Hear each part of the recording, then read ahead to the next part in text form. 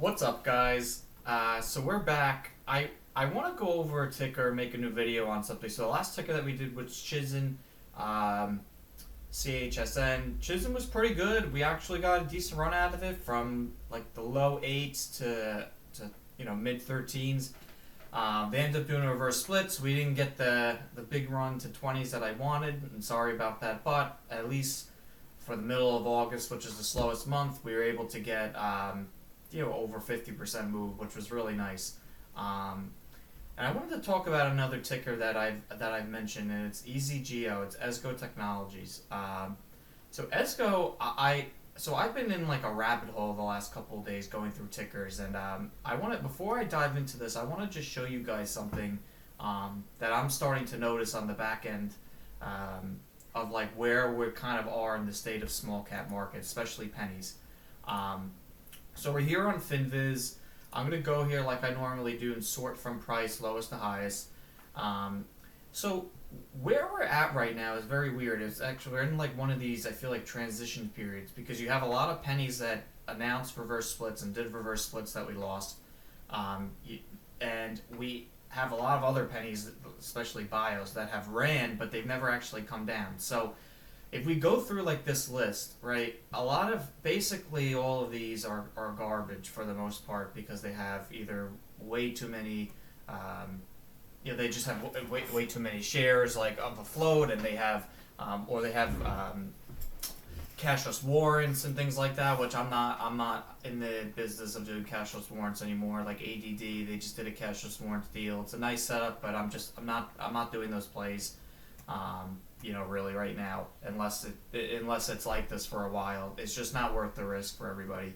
But the thing that we're at right now is a lot of the stocks that have ran, that are all the good pennies have ran. You have DHAI, that was my call the other day, had a huge volume day, ran big. Codex was another penny I talked about, that ran big, that's up. Both these stocks are up almost 100%. About 50% or more each, and they haven't come down.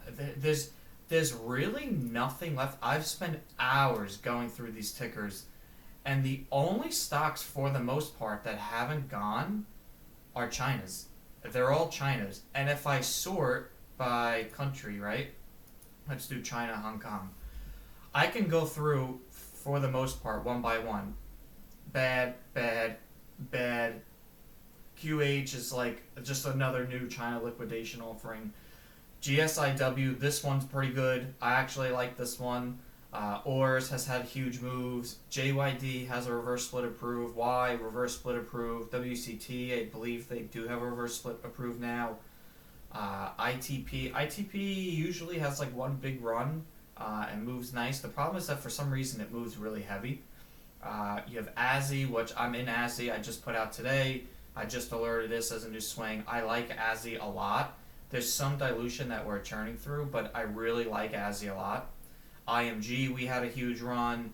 All of these stocks a lot of these like stocks that are good are all China's. GSIW, QH, AZI, ESGO, which I'm going to talk about now.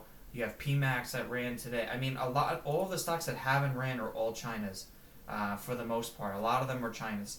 So I wonder if we're early and we're going to see a little bit of a China theme going on here, and that we may be a little bit early on, because I do think that we're due for one. But anyway, I'm going to dive into ESGO. So ESGO, if we sort by market cap, is by far, let's just go through here, under $1. ESGO is the cheapest, because WLGS you can't count, right? This is not a 1 million market cap, and TC is not a 1 million market cap, all right? TC, I believe, is like 9 million, or 20 million, I'm sorry. ESGO is actually a 2 million market cap, right? It's the cheapest China market cap stock in the entire market. It's the cheapest, it's the lowest market cap China stock in the entire market, okay? It's at 30 cents. 35 cents, 34 cents. If you look one by one here and you look at the price, any stock that has any China stock, or really any stock in general, but especially any Chinas that have between like a 5 and 10 million float, are all 50 cents or more. You look at all these stocks, like like ITP, this one is not a 10 million float, okay? This is not a 10 million float. You have PMAX, this ran big, this is not a 5 million float. Click, this ran to over 50, but this is like a 20 million float, I believe, right? Click is a 10 million float, is a 17 million float, right? ATXG, this is a scam ticker, but ATXG, 11 million float, right? CDTG, this is at 60 cents, right? CDTG is a 3.4 million float. This one moves really nice. This had a move to like over $1. It's at 58 cents. ESGO is a true 5 million float. It's a true 5 million float. They don't dilute. The only time they diluted was they had 3 million shares, which I'm going to pull up and show you here. They had 3 million shares from a lawsuit that they ended up having to that they had to like sell cashless, which is why it dropped. But that's the only time they diluted. If you look at the history, it's literally it was 2.6 million shares afloat. They had the 3 million cashless options warrants, right, to put it at 5.6 million float. They have not diluted anything else since that, and they have nothing else to dilute. All these warrants are at they're too high. They can't even sell anything. They have those cashless, which they sold. They have nothing else that they're even able to sell. They just got a fresh extension to 2025. The only thing that is quote-unquote bad, which I'll put out for you guys just to keep on your radar, is they are BVI, which means that they're British Virgin Islands. Technically, they are able to do a reverse split without voting. They could announce reverse splits without voting. That's the only thing. But they've only done one reverse split, and they did a reverse split the day before their compliance period was up. So they're not ones to just like rush reverse splits. So we have compliance for the next 4 months on a true 5 million float. It has a 2 million market cap. It's a 2 million market cap. It's the cheapest market cap China stock in the entire market. I don't understand what we're doing. It literally is so thin. I'll pull up the chart and I'm going to show you. This thing is so thin. It went to 70 cents here. It went to 70 off of an 18 million volume a day, and that's including up and down. It went up to 70 on like 8 million volume. The thing moves amazing. This is including China and non-China, this is the most undervalued, in my opinion, most undervalued bang for your buck stock in the entire market right now. Because it's August, the market's a little bit slower. There's not many, like, it's hard to get big volume unless you have an algo on it. It's hard for retail to move things. The fact that we even moved Chisin from 8 to 13, honestly, was like pretty impressive. I gotta like give props, and that's not just to me, it's to everybody that was in on it, because it was hard to move. Chisin is a piece of dog. It was just one of the better ones at the time. ESGO is a true 5 million float. They have not diluted at all other than those 3 million shares. They have nothing to sell. It is so thin. I don't know what retail is doing, not getting behind this. It's almost 10% shorted right now on a 5 million float. I seriously think ESGO could have a huge run. If this got like even another 20 million volume day, this is going again to like 70 cents or something. This thing is so clean. And on top of that, it has a $9 book value. If you look at let me pull it up. So you have a 2 million market cap, right? If I pull up their shareholder equity, let me just go up. If I pull up total ESGO Technology shareholder equity, 58 million. 58 million on a 9 million market cap. This thing literally has like almost a $10 book value. It's insane. I've never seen something like this in my life. I don't know why this is here. I've been going crazy for days trying to figure out. I can't find one other stock there that has a better bang for your buck than ESGO. ESGO, if you just base it off these low floats here, should be at least 50 cents every day.